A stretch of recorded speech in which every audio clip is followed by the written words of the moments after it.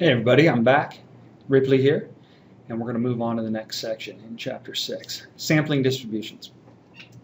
On the face of it, it almost seems too simple, but it's something very, very powerful. All right, they're called sampling distributions, and parenthetically I wrote of size n. All right, so I'm going to have to give you some vocabulary here. All right, and there are four things that we're going to discuss here. There are really three things that are important, but we're going to talk about a sampling distribution of any statistic, of a statistic. Okay? Now, don't get too hung up on this. It gets far more important when we start talking about sampling distribution of means, of proportions, and of variances. All right? But all that it is think of it this way. It's the distribution. It's the distribution. Remember, distribution is just the way that it looks when we graph it. It's the distribution of a certain value or statistic or stat. I'm just going to write it stat. When, now this is the most important, all possible samples of size n are taken from the same population. The sample population? Let's try that again. The same population. Now, it sounds a lot like wordsmithing, and to a certain degree it is, but I'll explain that in just a sec. All right, from the same population. So, check this out. I'm going to write the sampling distribution of the means, or just of means. Okay, and then I'm going to say, well, actually, we'll talk a little bit about this. Let's say that our population is gifted kids, okay? And I want to figure out the sampling distribution of the means of size 5 of, so we're going to say, let's write this over here. We're going to say this is our gifted kids, and this is going to be our population that they're coming from, okay? Okay, and we're going to let n, our sample size, be 5. Let's keep it simple. Let's go, we're going to ask them the number of siblings. Okay? So, let's talk about what a sampling distribution of the means is. All it means is this, no pun intended. The sampling distribution will take all possible samples of size 5 from the gifted kids population. That's the entire population. Now, I realize it's not practical, it's not feasible, and it's not possible to do that. But the sampling distribution is a theoretical construct, okay? That's what's really the most important thing that you get out of this. So if I take all possible samples of size 5, and I ask those samples how many siblings they have, and I write it down, and then I write down their mean. All right?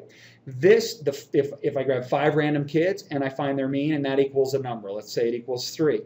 And then I take another mean, so let's call this is my first sample. My second sample, okay? They have a mean of 2.6, and my third sample has a mean of 1.9, etc., until I can grab all possible samples of size 5 and figure out the average number of siblings for each one of those samples. That is called the sampling distribution of the mean. In this case, it would be a sampling, whoa, that was supposed to be a G, sampling distribution of n equals 5. That would produce a certain distribution, and we'll talk about what that would mean in just a sec. Okay? Now let's do exactly the same thing. We're going to grab a sampling distribution of size 5, okay? But instead of a sampling distribution of the means, we're going to talk about a sampling distribution of the variances. Okay? Now, we're going to do exactly the same thing. So it's still going to be n equals 5. N could be 15, n could be 2, n could be 75, n could be 135. N is it's chosen however we want it to be chosen. We would just say that it's a sampling distribution of the variances of size n equals 12. Who cares? I just chose 5 arbitrarily. Now we're going to do exactly the same thing, only we're not worried about the means for the sampling distribution of the variances. We're worried about the variances. So let's say this was 1.2 for the first one. For the second one, that's supposed to be an S, not a 5. Let's say it was, I don't know, 5.1. This one was crazy. For the third one, let's say that the sample variance was 0.8. Okay, and we would grab all possible samples of size n equals 5, and we would find the variance. The variance of each one of those samples, and that would give us the shape, it would give us the distribution of those variances. Now, let's check this one out. This one's going to change a little bit. It changes, so I'm going to write it out. Dist of proportions. Okay? Now, we're going to change this up. So instead of talking about the average number of siblings in the sample, in all possible samples of size 5, and the variances of the number of children, let's say that we rewrite the question. Instead of just asking how many siblings do you have, we say, do you have any siblings? And now what we're going to do is we're going to find a sample proportion, which is P. It's kind of like a probability. The sample proportion, you'll sometimes see this written, sometimes you'll see this written as P hat. That's a sample proportion. All right, it's got a little hat on it. That's why they call it P hat. So I grabbed 5, and let's say that 1 out of the 5 didn't have any siblings. All right, so the proportion of kids that had siblings would be 0.8. Let's say that P hat 2 was 1. So all of them had, okay? Let's say that P hat 3, remember this is sample number 1 of randomly chosen. Let's make sure we understand that. All right, we're just randomly choosing all these guys. We're grabbing, back that up. Let's make sure that we understand. A sampling distribution means that we grab every single one of the possible samples of size n.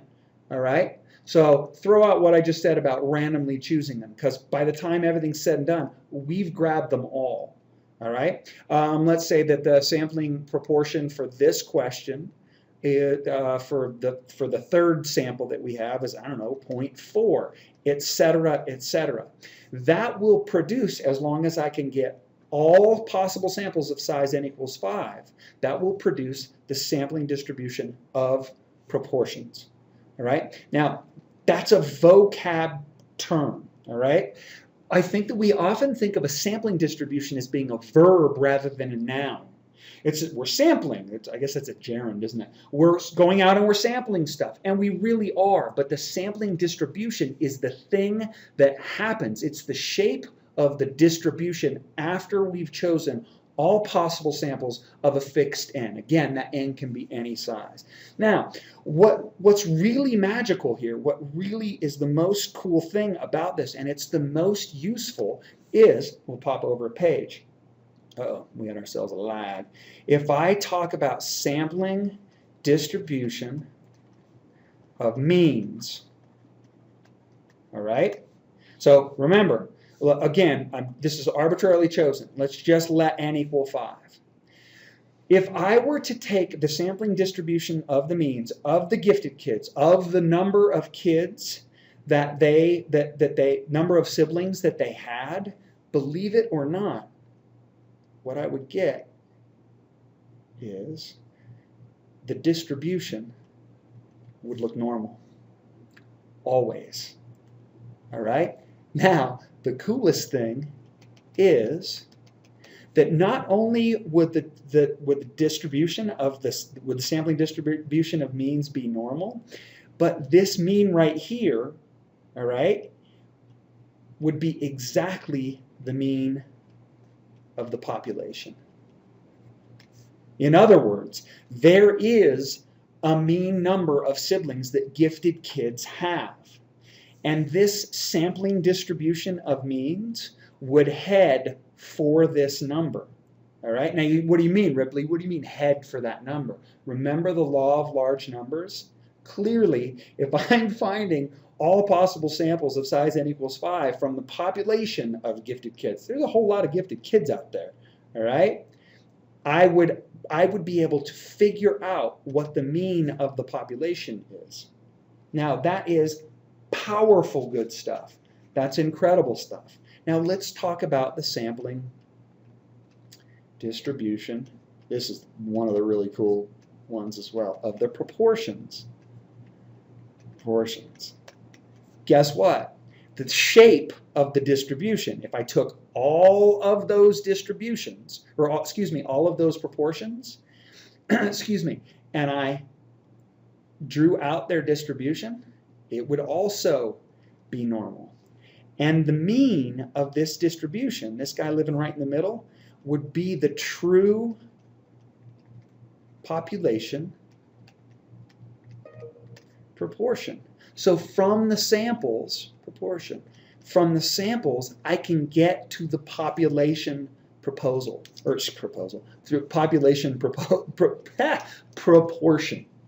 All right?